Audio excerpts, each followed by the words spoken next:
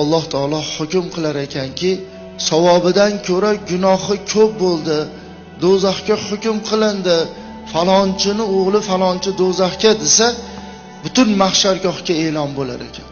Shunda mahshargohda larzaga keltiradigan ovoz kelar ekanki, yo Hannon, yo Mannon, yo Zal Jaloli val Ikrom, bu meni otam bo'ladi, ey Alloh hukmni to'xtat, bu meni otam bo'ladi, ey Alloh hukmni to'xtat deb turib olar ekan.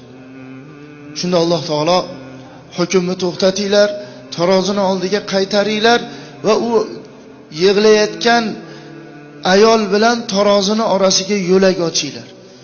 Ayol tarozini oldiga kelar ekan, otasini bu tarafdan qaytarib olib kelishar ekan. Allohga ayol aytar ekanki, Alloh, bu meni otam bo'ladiki, men dunyoga kelganimda qiz ko'rdim deb xafa bo'lmagan. Bu meni otam bo'ladiki, qiz ko'rdim deb ayamni xafa qilmagan.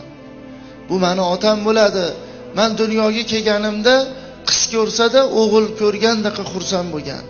Menga chiroyli ism qo'ygan, odob bergan, tarbiya qilgan va meni soliha qilgan va meni loyiq o'ringa turmushga bergan.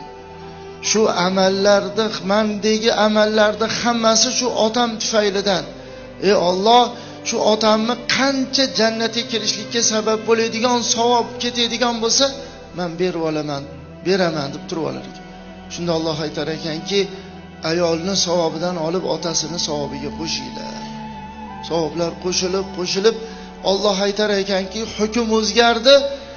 Bu insonga endi jannat muborak bo'lsin. Shunda Alloh taolo qizga qarasa, qiz jannatga teskari bo'lib turgan bo'lar ekan.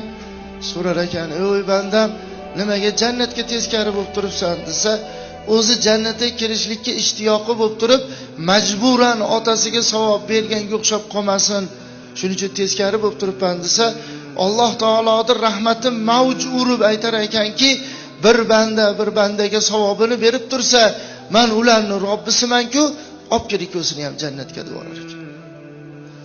Atrofda ovoz kelar ekan, yo Hannon, yo Mannon, yo Zal Jalol val Ikrom, qaniydi, meni ham o'g'il farzandlarimni qiz bo'lganda edi.